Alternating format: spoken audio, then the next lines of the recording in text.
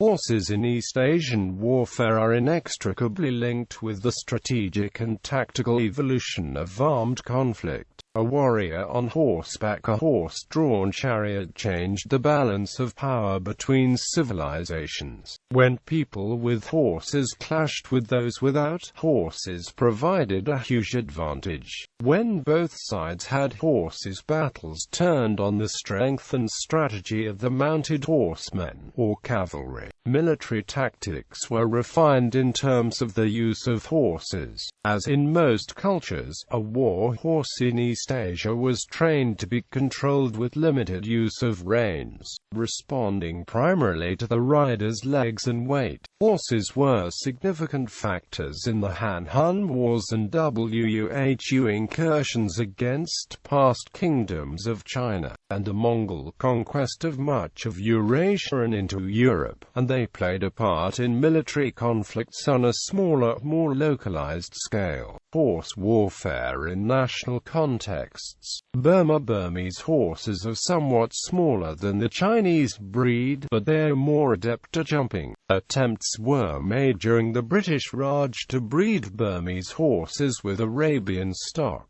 hoping to develop an Indo-Burman horse breed which might be better suited to the varying conditions of the Indian subcontinent. China. There were horse-driven chariots of the Shang and Zhou periods, but horseback riding in China, according to David Andrew Graf, was not seen in warfare prior to the 4th century BC. King Wuling of Zhou, after realizing the advantages of light cavalry warfare over that of the heavy and cumbersome chariots, instituted reforms generally known as, which greatly increased the combat effectiveness of the army of Zhou. Although mounted archers represented an initial tactical advantage over Chinese armies, the Chinese learned to adapt. Conservative forces opposed change, which affected the proportional balance amongst cavalrymen, horse-drawn chariots and infantrymen in Chinese armies. The benefits of using horses as light cavalry against chariots in warfare was understood when the Chinese confronted incursions from nomadic tribes of the steppes. Feeding horses was a significant problem, and many people were driven from the land so that the imperial horses would have adequate pastures. Climate and fodder south of the Yangtze River were unfit for horses raised on the grasslands of the western steppes. The Chinese army lacked a sufficient number of good quality horses.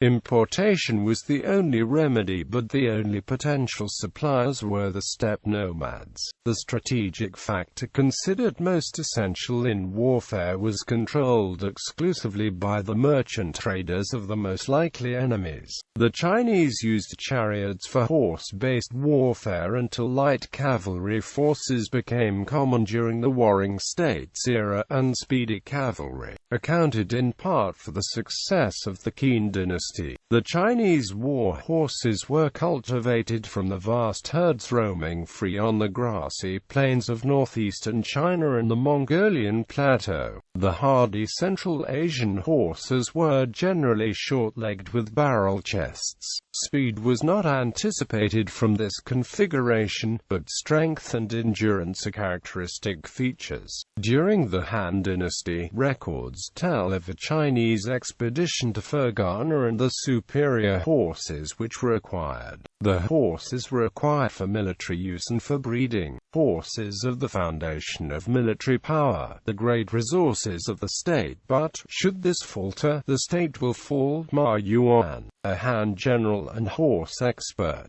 During the Jin dynasty, records of thousands of armored horses illustrate the development of warfare in this period. Horses and skilled horsemen were often in short supply in agrarian China, and cavalry were a distinct minority in most Sui dynasty and Tang dynasty armies. The Song through Ming dynasty armies relied on an officially supervised tea for horse trading systems which evolved over centuries. Tea and horses were so inextricably related that officials repeatedly requested that the tea laws and the horse administration be supervised by the same man. For the perspective of the Chinese court, government control of tea was the first step in the creation of a rational and effective policy aimed at improving the quality of horses in the army. In the late Ming dynasty, the marked inferiority of the Chinese horses was noted by the Jesuit missionary and ambassador Matteo Ricci, who observed, "Have countless horses in the service of the army, but these are so degenerate and lacking in martial spirit that they are put out even by the neighing of the Tartar's steed, and so they are practically useless in battle." Japan. Most Japanese horses are descended from Chinese and Korean imports, and there was some crossbreeding with indigenous horses which had existed in Japan since the Stone Age. Although records of horses in Japan are found as far back as the Jomon period, they played little or no role in early Japanese agriculture or military conflicts until horses from the continent were introduced in the 4th century. The Kojiki and Nippon Shoki mention horses in battle. Amongst the imperial aristocracy, some were especially renowned for their horsemanship. It was cavalry, not infantry, which proved to be decisive in the Jinshin War of 672–73, in Fujiwara no Hirotsugu's rebellion in 740, and in the revolt of Fujiwara no Nakamaro in 756. Samurai fought as cavalry for many centuries, and horses were used both as draft animals and for war. The increasingly elaborate decorations on harnesses and saddles of the samurai suggests the value accorded to these war horses.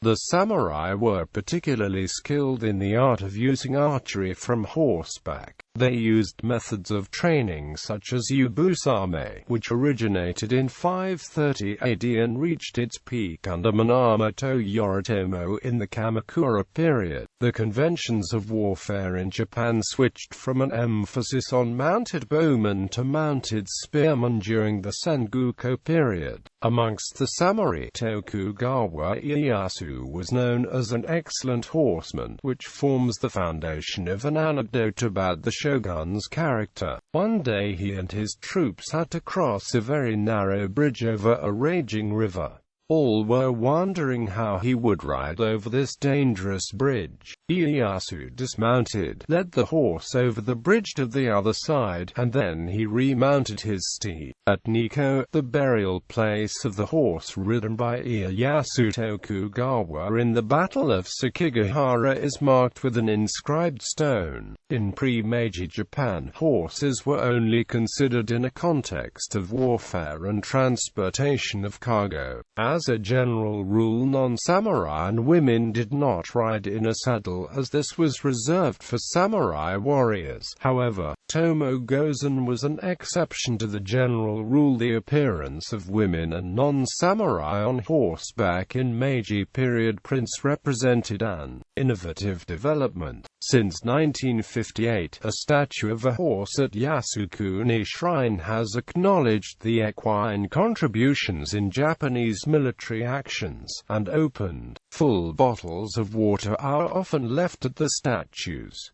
Other public memorials in other locations in Japan commemorate horses in Japanese warfare, e.g., the Nogi Shrine in Kyoto, Korea. The Korean horse is the smallest of the East Asian breeds, but the breed is very strong with noteworthy stamina in terms of its size. The earliest horse warfare of Korea was recorded during the ancient Korean kingdom Gojoseon. The influence of northern nomadic peoples and Yemak peoples on Korean warfare dates from the 3rd century BC. By roughly the 1st century BC, the ancient kingdom of Byo also had mounted warriors. The cavalry of Goguryeo, one of the 3 kingdoms of Korea, were called Gwimamusa. King Gwangato the Great often led expeditions into Baekje Confederacy, Byo, and against Japanese pirates with his cavalry. In the 12th century, Jurchen tribes began to violate the Goryeo-Jurchen borders, and eventually invaded Goryeo. After experiencing the invasion by the Jurchen, Korean General Yoon Gwan realized that Goryeo lacked efficient cavalry units. He reorganized the Goryeo military into a professional army that would contain decent and well-trained cavalry units. In 1107, the Jurchen were ultimately defeated and surrendered to Yoon Gwan. To mark the victory, General Yoon built 9 fortresses to the northeast of the Goryeo-Jurchen borders. Mongolia. The war horses of the Mongols were called them celestial horses by the Chinese. The wars of Genghis Khan were mounted campaigns, and Mongol horses were better cared for than the horses of their enemies. These horses were well protected and equipped, including lamella armor with 5 parts to safeguard specific parts of the horse. By 1225, Genghis Khan's empire stretched from the Caspian Sea and northern China, and his horses grew to be highly prized throughout Asia. Mongolian horses were known for their hardiness, endurance and stamina.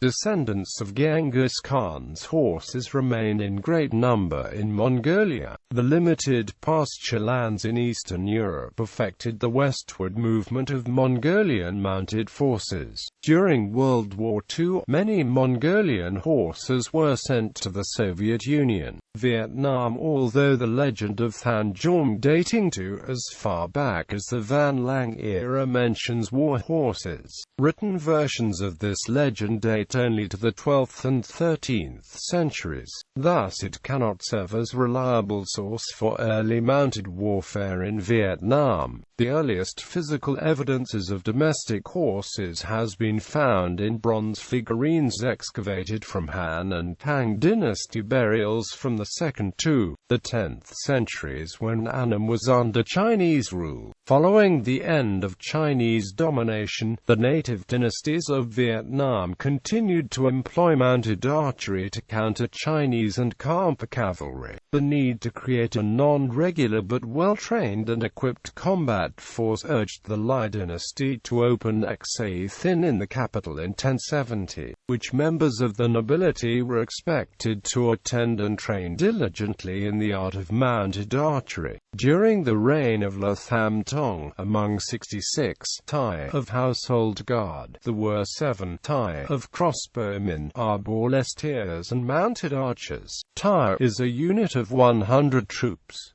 Among 51 VE of capital troop, there was 1 horse archer VE and 4 cavalry VE. VE comprised 2,000 soldiers. Armored horses were mentioned a few times in the army of Prince Trentung. The prince once personally commanded 400 armored cavalry to repel a much larger Mak force. In 1592 again he assaulted the northwest gate of Thongkin, the capital of his Mak foe, with 5,000 elite troops who rode on bull elephants and armored steeds. The rival of the Trin clan in the south is the Nguyen clan, who based themselves in a new frontier with limited resources and scarce manpower, to be able to maintain a standoff with the much larger and wealthier foe. The Nguyen needed every able-bodied man in the disposal to be armed and learned in martial practices. In 1663, Nguyen Phuc Tien decreed all of his civilian officials to hone their archery on horseback. In 1679 he constructed new road to connect Van Shan shooting range in Thanlis Station, and erected 2 hippodromes. Well into the early modern era, mounted warriors still trained with the sword, lance and bows and arrows just as they had 700 years previously. 18th century historian and geographer Le Quaithon wrote that in the national examination established since 1724, cavalrymen were required to shoot 3 arrows at targets 100 feet away at a gallop. However, as firearms were introduced, the transition from Cold weapons to gunpowder warfare in the cavalry branch was swift and thorough. Noted that in his lifetime, mounted archery was no longer practiced. Instead, horsemen were trained to shoot targets with a carbine on horseback while galloping at full speed.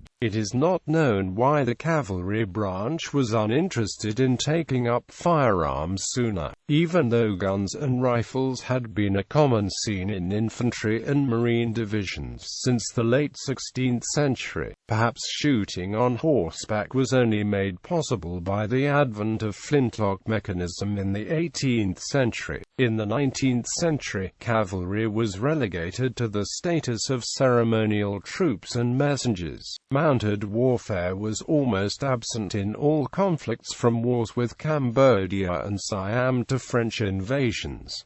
In Asia, the empires of China had at various points in history engaged the nomadic neighbors in combat with reduced effectiveness in cavalry combat, and have at various times instituted reforms to meet the highly mobile adversary that fought principally on horseback. One such important reform, as clearly recorded in Chinese historical text, was King Wuling of Zhao, who advocated the principle of the wearing of nomadic people's clothing, and the firing of arrows from horseback during the spring and autumn period, which greatly helped increase combat effectiveness against the cavalries of the nomadic combatants. Nomadic opponents at the borders of the various empires of China generally used the horse effectively in warfare, which only slowly developed into changes in the way horses were used. The Chinese scholar Song Qi explained, "The reason why our enemies to the north and west are able to withstand China is precisely because they have many horses and the men are adept at riding. This is the strength. China has few horses, and its men are not accustomed to riding. This is China's weakness. The court constantly tries, with our weakness, to oppose our enemy's strength, so that we lose every battle. Those who propose remedies for this situation merely wish to increase our armed forces in order to overwhelm the enemy. They do not realize that, without horses, we can never create an effective military force. Horses in logistical support. Traditionally, the horse has been used as a pack animal, essential in providing logistical support for military forces. Gallery.